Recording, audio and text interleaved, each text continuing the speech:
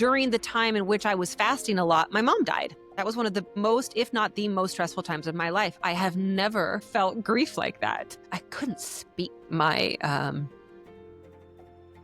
It went after everything. That grief just went after everything.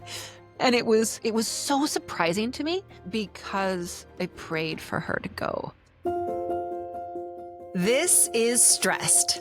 I'm Kerstin Lindquist, health coach, author, and Emmy award-winning TV host. I've committed to helping people reduce stress through impressive health science, attainable mindset change, and biblical truth. Let's have a real conversation with zero judgment and endless solutions that you can use. You aren't alone. You can do this. Let me help you reduce stress and make room for rest.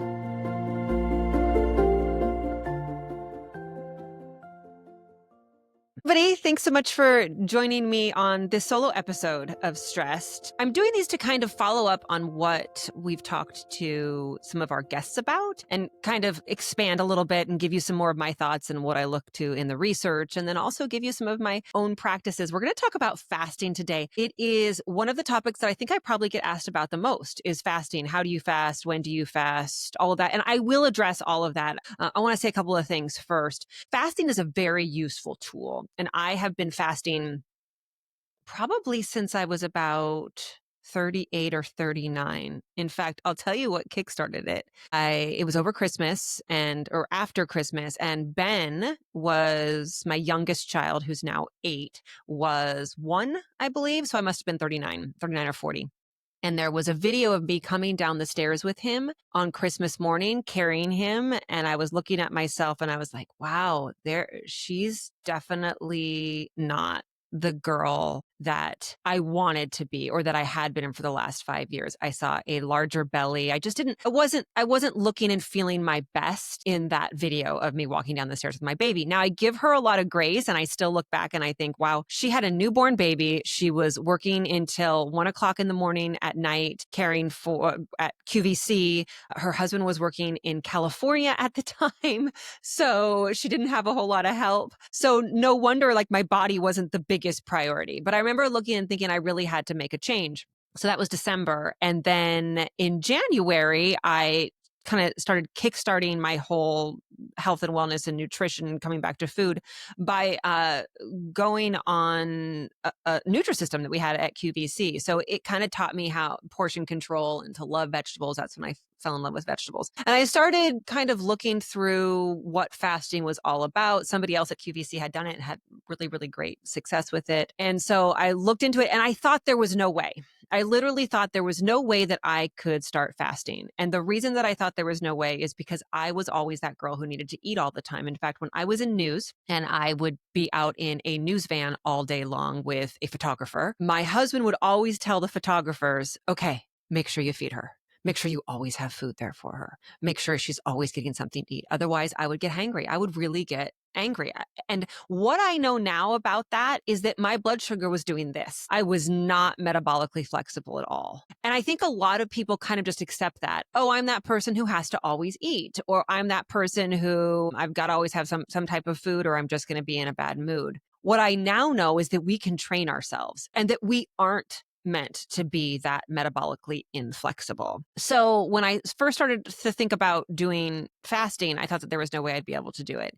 But I thought I'd play with it just a little bit because I read a lot of great stuff about it. I had learned about some of it in school and I thought I would play with it. Now, let me throw this out there. I wasn't a health coach yet.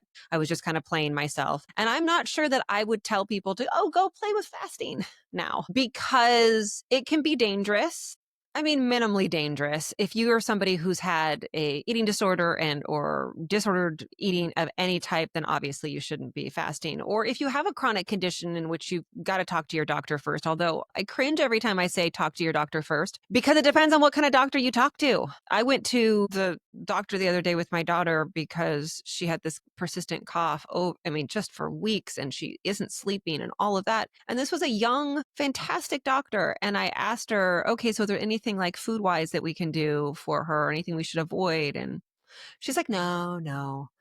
Which obviously, yes, I mean, we obviously know that there are certain foods that help your immunity and that there's things that you shouldn't eat when you're sick, and that sleep is most important when you're sick, and that walking and movement to loosen things up. I mean, it made me crazy. And I play with this everything single time I go to the doctor. I ask that question. Okay, so what about food, or what about any other kind of lifestyle changes? And 90% of them say no. And I don't know if it's because they just don't know, or they're that ignorant, or it's because they don't have the time to dive into what it means for a lifestyle change. They don't have time to dive into, oh yeah, maybe you should avoid dairy if you've got a lot of phlegm, or yeah, sleeping's important. Anyway, I totally digress. So I always say, ask your doctor first if you're going to jump into fasting, if you have any concerns whatsoever. Regardless, I started playing with fasting. And over the next couple of years, it became a huge tool in my toolbox. I lost all the weight that I wanted to, got to my feeling better and looking better than I ever had before. But it wasn't just about the weight loss. My head was clear. As somebody who talks on television and who gets up on stage and talks, but truly the talking on television part, because I would go 4, sometimes 5 hours at a time talking nonstop. This podcast now is a lot easier because I can do things like have coffee during my podcast. I can stop recording and go to the bathroom. I can take sips of water. I can do all of those things. I could not do that when I was live on QVC for 4 hours at a time or 5 hours at a time. And often I would feel, and even at QVC for those first 10 years that I was there, or the first 8 years that I was there, I felt like my blood sugar would drop and I'd have to like stuff something in my mouth halfway through my show so that I could keep the thoughts in my head. And I found that when I was fasting on the air, so like I wouldn't eat before going on the air, and it usually would be the morning time. So Saturday morning Q started at 10 a.m. and I would not eat until I got off the air at 2, and I would have stopped eating at 7 o'clock the night before. I was on fire. I had the best thoughts. I was the most energetic. I could just do everything better because my head was clear. And it's funny because I'm having this conversation with you right now, and I just ate. And I'm like, oh, I wonder if I'm not as clear and as good right now because I just had something to eat. So I was finding that fasting was working really, really, really good for me. And then I hit perimenopause. And how do I know I hit perimenopause? I don't think that if it was 10 years ago, I would have known. If I had hit like 42, 43, 44, 10 years ago, I probably would have no idea that these were menopausal symptoms, or perimenopausal symptoms. But, and even at the time, I got cold shoulder and I didn't know that's what it was. I was having histamine reactions and I didn't know that that's what it was. But fast forward a couple of years and really learning that cold shoulder, histamine reactions, sleep not being as good, all of that is part of perimenopause. So when that happened and my hormones started to go a little bit haywire, fasting wasn't working for me as well. And I'd have to push it longer and longer. And so in the beginning, the way that I did it really was a 11 to 7 feeding window. 11 a.m. to 7 p.m. was my feeding window. And I loved that. And then some days, like Saturday morning Q days, I would go even longer. I'd go until 2 o'clock or 3 o'clock. And the longer I went, honestly, the better I felt. Was it hard? Yes, but I learned kind of some of the tricks in order to do it. And I'm going to talk to you about those tricks here in just a second. But it started not working. And actually, I started putting on weight. I started just not feeling as good. My blood work wasn't as great and things like that. So I dug even deeper. And I really started listening to Dr. Mindy Pelz, who I really think that you should listen to. If you're somebody who wants to dive deep into fasting, there's 2 people that I think that you should get a hold of. And that's Dr. Mindy Pelz. I love her. And then also Dr. Tabitha Barber. She's all about fasting and gynecological health and gut health. And I'll put a link, and actually, I will put a link in the show notes. You actually get a discount if you sign up with her through that link. So it's a really good idea to do it that way. But I started listening to Dr. Pelz and about Fast Like a Girl. She has a book called Fast Like a Girl, and about how we have to change the way that we fast as women because all the fasting data is done on men. And I know there's a ton of misinformation and debates over fasting. And I think that all of the but, or I shouldn't do it because, or what about this, or what about this study, all goes back to our bodies are different. We truly have individual needs. I have one of my closest friends who you're going to hear from a lot on this podcast, Debbie Wright, is also a health coach. She's 10 years older than me, but we're like sisters in every way, like the things that we do for our health. The way she fasts at 57 is way different than how I fast at 47 and how her body likes it. She likes long fasts.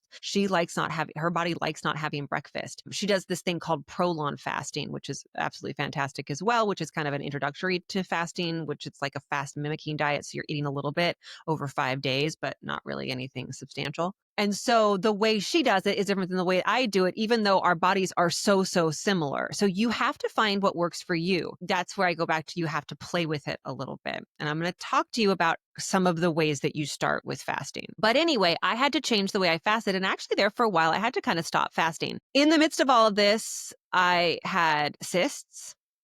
Which also could have been a little bit of a hormonal thing with perimenopause. I think that I'm a little bit estrogen dominant, and those cysts ended up being endometriosis, stage 4 endometriosis. I had that excised, kept my ovaries. Thank you, Jesus. I had the best doctor ever. One of these days I'll go into my endometriosis story. And we now know that endometriosis is probably what caused my infertility many, many years before that. So I had to stop fasting at some times. I had to fast more and other times. I believe that the reason that my CRP, which is a marker for inflammation, is so low, like it's below detectability, below like 0.3. So which means my inflammation is super low, even though I had a disease of inflammation. Riddle me that one. Let's figure that one out for me. Was because of my fasting. Because fasting, we do know, can keep inflammation down.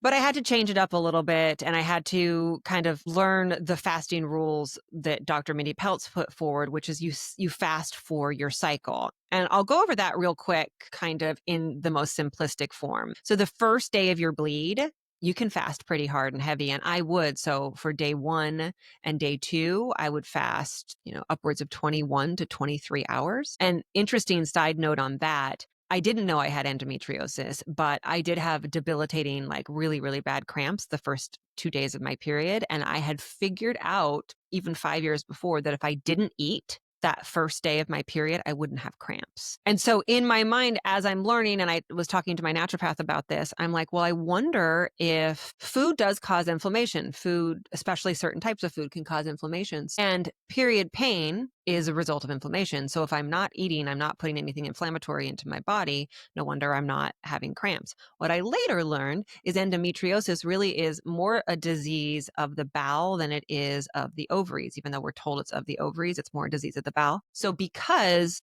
I had an empty bowel those first couple of days of my period because I wasn't eating, I didn't have that pain from the endometriosis that was causing the problem for my period. So I found that fasting to be a super useful tool for pain. And I've talked to other people about that as well. Fasting for pain. Again, always checking with your doctor first, but you might think about that if you're somebody who is in constant pain. Another way to do that is just to eat clean. So that what was causing the inflammation probably during my period is I was eating period food, right? I was like bread, cheese, chocolate, like all things that cause inflammation. Dark chocolate's fine a little bit, but you're going to have the inflammation if you're eating processed foods and you're having those carbohydrates. We know that for sure. So I probably could have not necessarily fasted, but did more of a restricted caloric intake with very, very clean foods. So all vegetables, fruits, nothing with any types of chemicals on them. No processed carbs, whole, really good cuts of meat, that type of thing. So in this, how do you fast during your cycle? The first couple of days you can fast hard, and then you kind of stick to your whatever it is for you. Some doctors, I have a doctor, Dr. Dinesh, who we're going to hear from her on the podcast. She is absolutely anti-fasting. She says you don't fast for more than 12 hours at a time, and she's all focused on you keeping your hormones, which is why. And also because fasting does put you into a stress. Fasting is a stressor. I talk about good and bad stressors. Fasting is a stressor on the body, so it can raise your cortisol.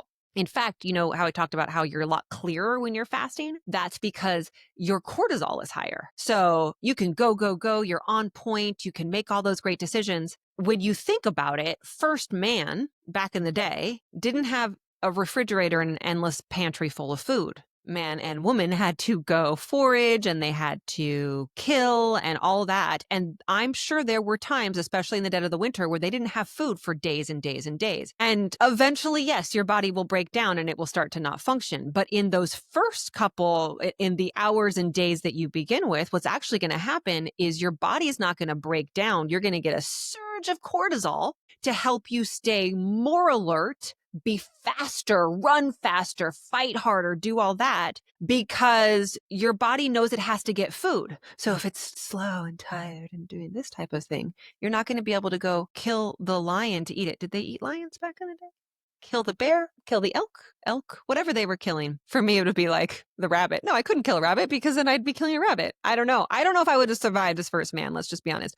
I would have been all berries and plants. And then I probably would have eaten the plant that was like poisonous. And that would have been the end of that. But what happens is your cortisol rises. So you get sharper, you get more focused, you get faster on an extended fast, especially after 17 hours. So that's how they could go out and kill their prey and eat it, and then they'd have food. So that's why, because cortisol rises, that's why some doctors, Dr. Dinesh being one of them who you'll hear from, will say, no, I don't want you fasting more than 12 hours because your cortisol will rise. And cortisol is a big problem for us as women. And that's what is also causing belly fat. So you see, this is all a balance. It's all a balance and it's all working on your body and it's all very, very bio-individual. So yes, we want some cortisol. We don't want too much cortisol. You can have a stressor, but only if you don't have another stressor in your life. During the time in which I was fasting a lot, my mom died. I had to stop fasting when she died.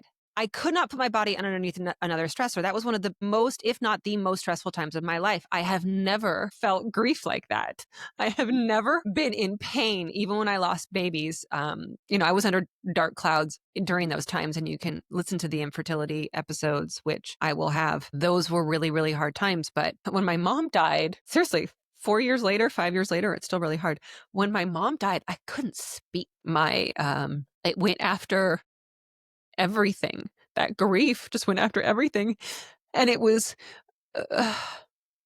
so surprising to me because I prayed for her to go. She was in so much pain for so long.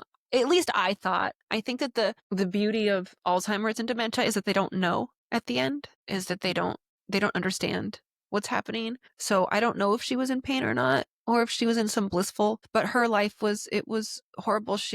I do know that there were times when she was in that assisted living or in memory care, and she was only there for 17 days, you guys. We moved her and she died within 17 days of us moving, which is still one of like those big like pain, shame, regret pieces in my life, because I feel like, we moved her into memory care, and is that what killed her? It was taking her away from our home, but we had no choice. She was so beyond what we could care for. But during that time after she died, and I was so happy that she got to go home to Jesus, I was so broken. And I think that it had so much to do with feeling like an orphan. Like, she was my person. She was my best friend. And even though I had really lost her in the years before that, her not physically being on earth was so hard for me. I remember when she died and like climbing onto her body, like putting my head on her stomach and thinking, this is where I started.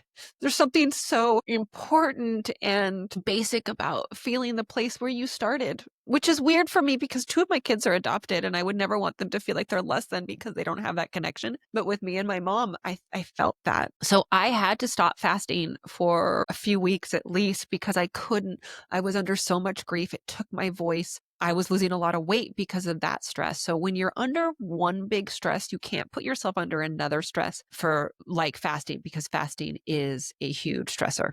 I think I have to go get tissues. Hold, please.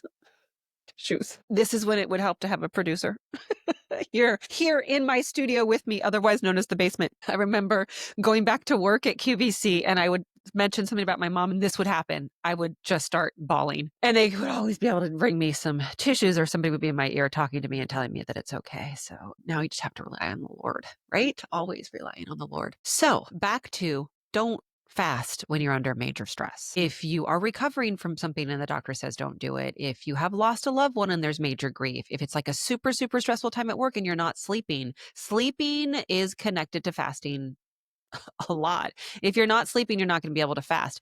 When you think about it, when you're not getting enough sleep, it turns on your ghrelin, which is your hunger, and that is not asking for a vegetable to gnaw on a piece of broccoli. That's asking for macaroni and cheese and sweet things. So a couple of the times when you don't want to fast are under grief, high pressure stress time, psychological stress, and a major lack of sleep. So back to how you fast for your cycle. You do those first 2 days of your period, you can do heavy, harder fasts, and your body's primed for it. And you'll actually find if you're metabolically flexible, and I'll give you a way to figure that out. If you're metabolically flexible, you'll be able to not eat for a longer period of time. Like I find that I'm just not as hungry and that I can go really, really long time without eating those first couple of days of my period. Then you taper back to my usual or my baseline is 14 to 16 hours. For you, it might be 12 hours. For you, it might be 17 hours. So that's where we're all bio-individual. And then right around ovulation, right before ovulation, to encourage your hormones, you cut back and you don't do more than 12 or 13 hours.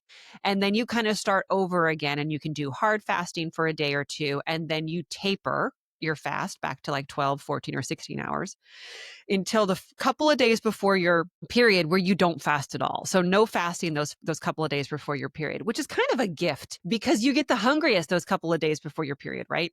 So that's when your body's saying, I need you to feed me. And all of this I'm making very, very simplistic for you. Please listen to Dr. Mindy Pelz. Please go listen to Dr. Tabitha Barber. They'll talk more about it and figure out what works for you. But that's kind of the how to fast like a girl if you're cycling. Rules change once you don't have your cycle anymore. And obviously, if you're pregnant, it's a whole different story and you shouldn't be fasting. And what if you don't know your cycle because it's been on birth control for forever, or you just got off, or you're trying to get pregnant? Like all of those things change. But if you're kind of like that baseline cycling woman in perimenopause like I was, and you want to protect your hormones, you have to fast and feast like Dr. Tabitha Barber talks about, but you also have to cycle your fasting. You can't just keep it the same. And what had happened is for the longest time, I was keeping it the same. I was doing years of 11 to 7, 11 to 7, 11 to 7, and it stopped working for my body and it stopped having a problem, started making problems for my hormones. After you figure out how to fast for your cycle,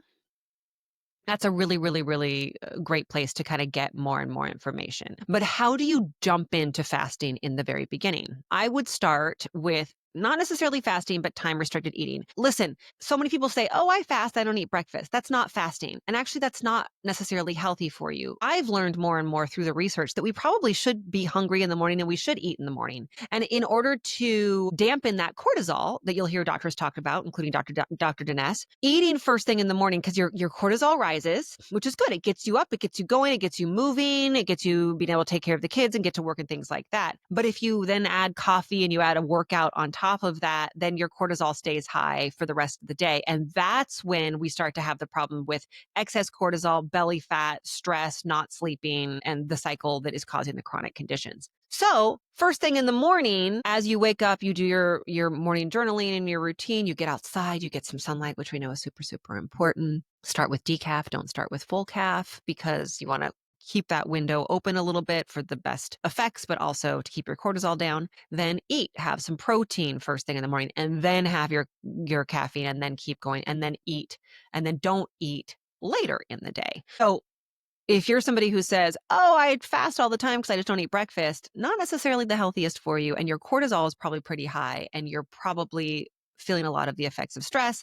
And if your cortisol is constantly super high, then your body's holding on to weight because it thinks that you're getting ready for that famine that we were talking about, or having to go fight a bear or a puma or whatever. So then you're having weight loss resistance. So we don't want your cortisol to be out of whack. So you probably want to eat earlier in the morning. Now then there's but I'm just not hungry in the morning. Okay, why aren't you hungry in the morning? That could also be a sign of metabolic inflexibility. And also, how late are you eating at night, and how is your sleep? So there's a lot of questions to ask, and there's a lot that goes into it, which is why when people say, I fast, I just don't eat breakfast, I'm like, that is starving your body. And studies show that that's actually going to make you probably hold on to weight, unless it's one of those extreme situations like when you lose a parent or something like that, and your body is under extreme stress and you're not eating. So start with 8 to 8, eating between 8 and 8. And if that seems super, super, super easy for you, then go to 8 to 6, eating between 8 and 6. The key is the cutoff point, that 6 or that 8 p.m. is a hard stop.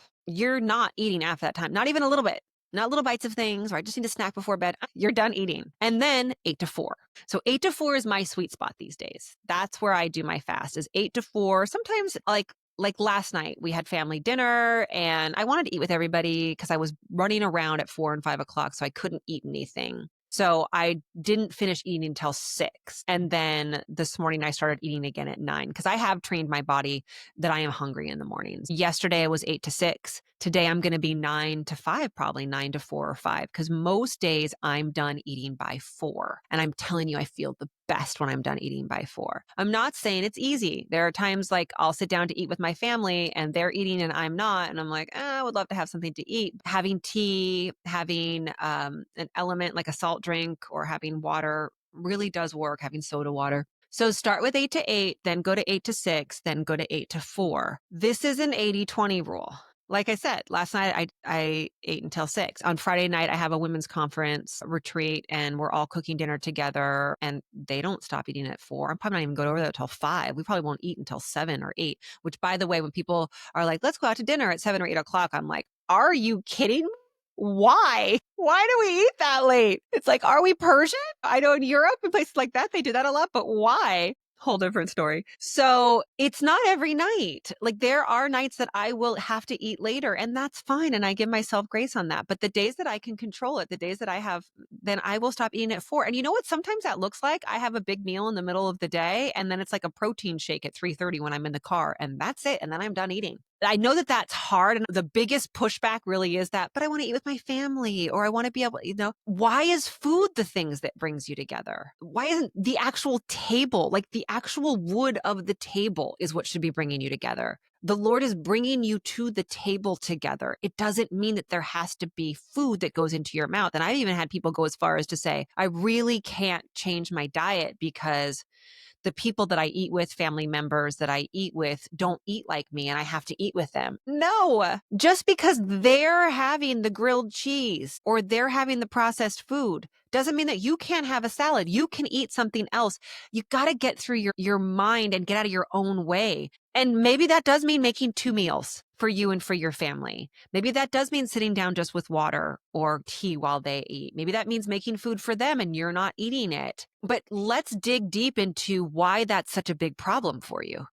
How have you been trained either in your childhood, like sitting down and your parents telling you, you have to eat what we gave you? Maybe it's that, or your love language is food. I know a lot of people who their love language for other people is making them meals. You can still do that, but you don't have to eat it. This is such a big sticking point with so many people. So rethink it. There's nothing wrong with not eating dinner if it works for you. You don't have to have dinner. You don't deserve dinner. You don't have to finish what's on your plate. So work through in your brain why you can't move your feeding window earlier. Here's some of the reasons why we know that time-restricted eating really, really does work.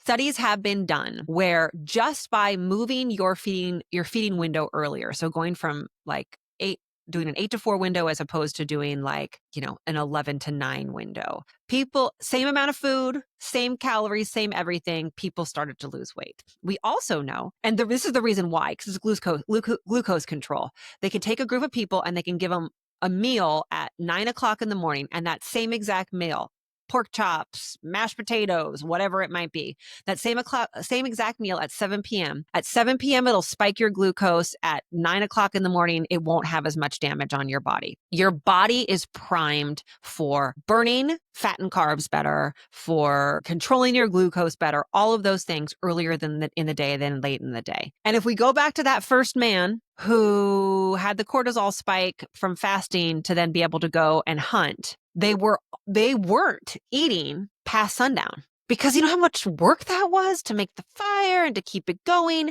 And plus they needed to, maximize their sunlight. So they needed to be up super, super early in the morning. So they were eating with the sun. And also they didn't have problems with obesity and metabolic inflexibility. Let's go back to the animals. Same story. You don't find obese animals out in the wild. They're fasting and feasting. They don't have food all the time, and then they do have food. They're rising and going to bed with the sun. So they're eating earlier in the day. All of this works for our body. So even take out the fasting piece and just go to time-restricted eating. When you eat earlier in the day, your biggest meals, your glucose is going to be better controlled and you're going to be more metabolically flexible. And I use this word metabolic flexibility because basically that means, again, when we go into burning our stored fat and glucose as opposed to the carbs that we're putting into our body, and how well we can adapt to all of that all goes into your flexibility. Now, you can do all of this that I'm talking about. So you're like, okay, great. I'm eating from 8 to 4 right now, but you're having bags of Doritos from 8 to 4 and muffins, and you're not eating vegetables, and you're not eating animals, and you're dousing everything in seed oils and sugar. All right, that's not going to work for you. Like I said, you might see some weight loss because of the studies that were done with eating earlier in the day, but you will not be able to sustain fasting for very long. The ability for you to keep your fast through the night into the morning is very dependent on the last thing that went into your mouth. So if the last thing that went into your mouth was M&Ms, and the reason that I say M&Ms is because that's happened to me before. My husband loves M's. They're like his favorite thing. So he always has them. And I rarely, but sometimes, especially like before my period, I'm like, oh, a couple M&Ms. Like if that's the last thing that I put in my mouth at 4 o'clock or 5 o'clock or 6 o'clock, it's going to be a lot harder for me to hold my fast up until bedtime at 8:30, 9, 10 o'clock and then until the morning. And I'm going to be hungry. That ghrellin's going to kick in because I gave it too much of the processed stuff, too much of the bad stuff, and it's not going to be able to keep me going. So I would actually say don't jump into any type of time restricted feeding and fasting until you cleaned up your nutrition, until you've really, really mastered only eating where it grew or where it moves. And if you're wondering what the heck is that person talking about mooing, go back and listen to my StRest episodes on nutrition. Please get into my nutrition workshop. We go over all of this, by the way. We go over time restricted eating. We go over what are the best foods for you for metabolic flexibility, for chronic disease, all of that. And nutrition workshop is a really great place to go. And it's like $20 to get in, and you get endless replays of it, and you can ask me questions live. You really can't fast if you're eating junk food. You just can't. So I will say there are times when the 80-20 rule, which 80% of the time you're doing a really great job with your food and you're fasting, and 20% of the time you're not. When maybe you've been in that 20%, like for instance, I went to go visit some family and they don't have the best eating habits, but my kids were there. And so we made cookies and do things like that. And so I wasn't feeling my best. I wasn't getting a whole lot of vegetables. When I came home, I did some hard fasting because I just knew I needed to turn over my cells and I wasn't feeling great. So if you've done fasting before and you know how to do it and you go off the rails, it's going to be easier for you to get back in, and fasting is going to feel good for you after kind of those splurge days. But if you're somebody who just traditionally eats from a package, you don't know how to eat the right way, and you haven't really nailed down that nutrition, going into time restricted eating and fasting is not something that you can do. So start with your nutrition before you do anything else. Questions on fasting. I can't speak to people who are pregnant. I can't speak to you if you're somebody who, I know diabetics can fast, and I would put you right back to Dr. Tabitha Barber if you are a diabetic. If you have an eating disorder or a history of an eating disorder, you shouldn't be fasting. Although again, I put you back to Dr. Tabitha Barber because she does work with people who have eating disorders. So there are limitations to fasting. And the other big limitation, like I said, is when you're under major psychological stress. Our bodies are meant to have psychological stress, like the loss of a loved one or the loss of a baby, and then be okay. Cortisol comes down, and then have a big stressor, like something happens at work, and then be okay. The problem is our bodies are under stress all the time so much because of all of the environmental factors that we're under. Because of these are causing stress to us. This is my phone that I just held up, that our stress is always up here. So then when we have psychological stress, it's just a complete mess. So big periods of stress, please stop the fasting. Fasting for your hormones. Make sure you aren't killing your hormones, especially if you're a perimenopausal woman and we want to keep your estrogen and your progesterone going. So those are some of the limitations to fasting that you want to make sure you keep an eye on. What helps with fasting is one of the questions that I get. So when I first started fasting, I was really still hungry in the morning. MCT powder in my coffee has been a game changer. I love MCT in general. It's an amino acid. It is known to help with cognition as well. So because I'm an APOE4 carrier, it's something that I really, really like. And it doesn't break a fast. I remember in the very beginning, I was doing like the Dave Asprey bulletproof coffee. I was doing some of like the ghee in the coffee. I liked MCT better, but that can help. Electrolytes aren't going to break your fast. So you can do like the elements, the buoy. I'll link those in the show notes as well. Buoy's like my favorite hydration. Electrolytes and trace minerals, those help as well. Prayer, it's a great time. I know we talked all about that in the last episode, but don't eat before you pray. I mean, it's just kind of a great way to do it, right? You wake up in the morning and you pray. You go to God before you go to food. It's kind of a no-brainer. Go to God before you go to food. And when you're feeling kind of overwhelmed by the desire to eat, and maybe you're still in the middle of the fast, or maybe that's at night, maybe it's the nighttime part and you really, really want to have a snack and you're not used to not eating before bedtime, go to God instead. So praying can definitely help with your fasting. But the best way for you to start really is to start at those 12 hours, 8 to 8, and then go to your 8 to 6, and then go to your 8 to 4, and then cycle it for your cycle. Now, what if you are somebody with a chronic disease? When I first started learning all about fasting, I was amazed to hear that it was used a lot in cancer patients because after 17 hours of fasting, that's when autophagy kicks in and it starts to kill off all of the zombie cells, as they're called. There was an episode of some show, I think it was National Geographic, with one of the Hemsworths, who I just love them, by the way. And I think he's a double APOE4 carrier. So he's got a couple of copies of the gene. So he's really concerned about his cognition and his long-term protecting himself from Alzheimer's and dementia. And so he did like a 3 or a 4 day water fast, I think is what I saw. And they did a whole bunch of research. It's a great thing to go back and listen and watch as well. But part of the reason that you can go into some of these deep fasts is to kill off the zombie cells, to get rid of inflammation. If you listen to Dr. Dale Bredesen and his Apollo Health, those places will use fasting. Like they insist that you're fasting for at least 12 hours and sometimes even more. And again, it depends on your body. Because I'm somebody who is not concerned, but always working on avoiding dementia and Alzheimer's and keeping my cognition, fasting will always be a tool in my tool belt. Because I saw that my lifestyle of fasting, I believe, had an intimate and profound impact on how my endometriosis was expressed, in that at stage 4, I really didn't have symptoms. Sure, I had painful periods, but I should have been in debilitating pain all the time, and I wasn't. And my inflammation level was so low, even though it's a disease of inflammation. And I do believe a lot of that had to do with my ability to fast and be on time restricted eating and do this to my body. So we're meant to fast and then we're meant to feast. So you can't be in a caloric deficit and you can't be in time restricted feeding forever. Oh, and by the way, just because you're time restricted eating and because you're intermittent fasting doesn't mean that you are in a caloric deficit. So just to use it for weight loss isn't necessarily a thing. I sometimes, because I eat from 8 to 4, I have to pack a lot of food into that. And so I'm doing a ton of protein. I'm usually breaking a fast with oatmeal or millet. I know there's a big debate over oatmeal. I'll just say really, really quickly about oats. Yes, oats, as you'll hear from Dr. Gundry, are meant to make you fat. Like that's what they're used for with our cows and things like that.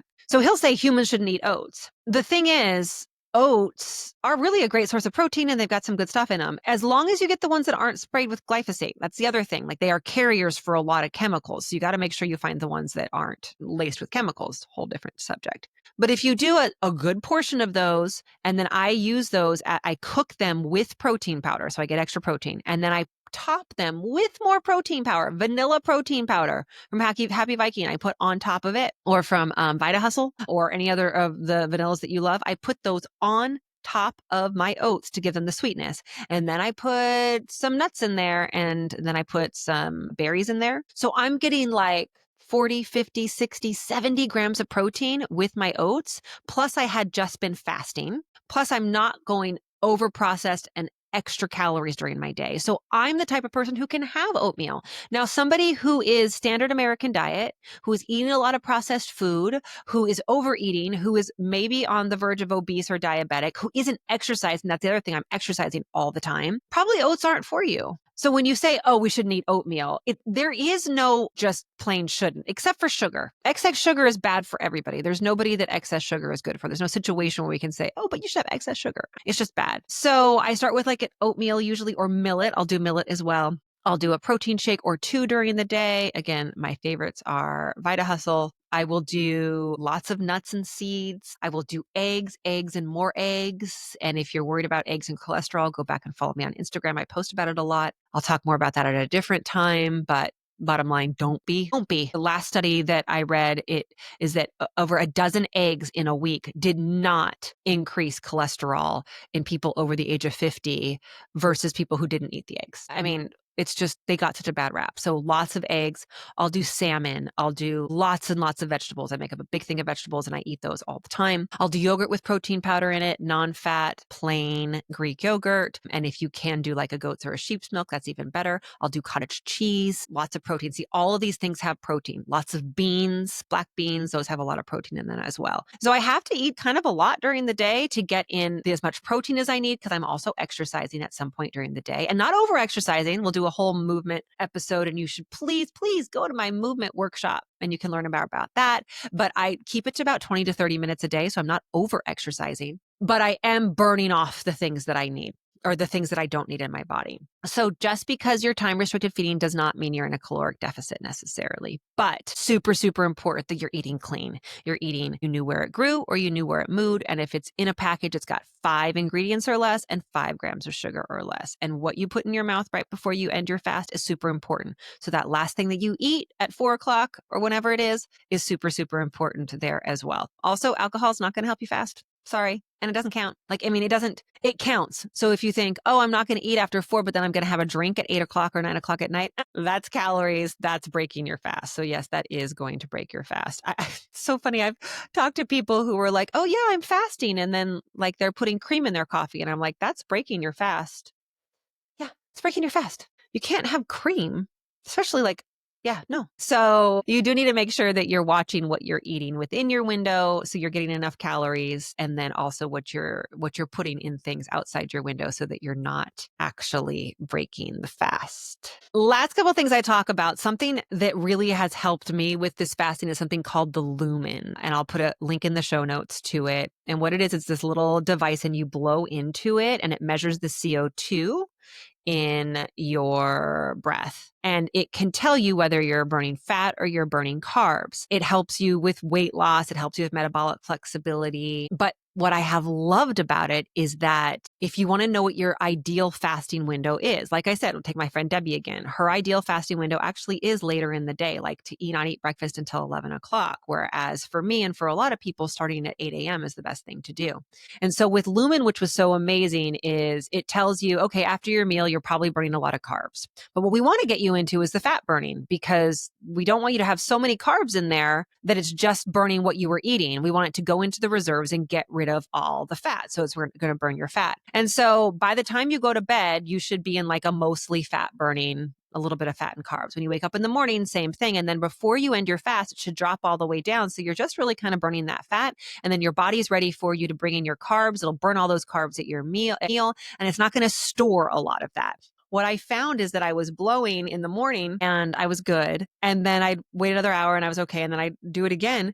And all of a sudden, I was jumping up to carb burning, but I hadn't eaten anything. So it's like, well, what's happening? And what Lumen told me is that I was starting to burn muscle, that I had gone too far. I'd pushed my fast too far. And now that I was burning muscle. We don't want to burn muscle. We want to keep our muscle, because over the age of 35, we have a hard time putting on lean muscle. So the Lumen has been fantastic to tell me when to break my fast, when I need to stop, and how far I should go. It'll also give you a clue as to what that meal did to you. So if you do it right after your meal, you blow right after your meal, it'll be like, oh, that had too many carbs, that had not enough fat, that, more protein. And also it takes into account your sleep and your stress levels as well, because whether or not you're burning fat or carbohydrates can be impacted by that as well. So I'm a big fan of Lumen. I'm learning a lot from it. And if you're somebody who really, really wants to start working with fasting or also weight loss, I would highly recommend the Lumen, and I'll put that in the show notes as well.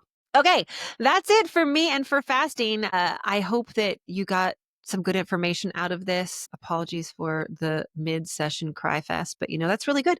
When you cry, you're releasing cortisol. So the stress is going down and your body's healing. So it's not that bad. But listen back to some of the stress episodes. I'll be doing more on nutrition as well coming up, so you can hear more about how you should eat. And please sign up for any of my workshops so you can learn more. And might I just ask you to please share this episode. Subscribe, comment, leave a review. That's how we keep doing this for free and being able to give this to you twice a week to keep it going. So thanks so much for being with me on this journey. And I hope that you find less stress today. Coming up on the next episode of StRest, we're going to talk to my spiritual director. What is spiritual direction and why do you need a spiritual director? Be prepared to kind of have your mind blown. We're going to talk about all things with J.R. Mann, fasting, how we can do that during Lent as well. We're also going to be talking about adoption, his story of adoption as well as mine, his experience in Triple X Church and really ministering to and serving a very vulnerable community. But more to the point, we're going to talk about how you can get closer in your love with the Lord. That's what spiritual direction is all about, holding space for the Lord. We're going to listen and hear how the Lord rested and how you can too. That's coming up in the next episode of StRest with J.R. Mann. If you're enjoying the show, don't forget to subscribe and leave a review on your favorite podcast platform. Your reviews help others find the podcast and join our community. Follow me on social media at Kerstin.Lindquist for daily tips and inspiration. And visit my website at www.Kerstin-Lindquist.com to sign up for our newsletter and receive exclusive content. The information provided in this podcast is for informational and educational purposes only and should not be considered a substitute for professional medical advice, diagnosis, or treatment. Always seek the advice of your physician or other qualified health provider with any questions that you may have regarding a medical condition. The host of this podcast is a certified health coach and medical researcher, not a licensed medical professional, and the content shared does not constitute medical advice. While we strive to provide accurate and up-to-date information, we encourage you to do your own research and consult with your healthcare provider before making any changes to your healthcare treatment plans. Thank you for joining me on this journey to reduce stress and make room for rest. Remember, you're not alone. Keep coming back, share your story, ask for help, and give yourself grace.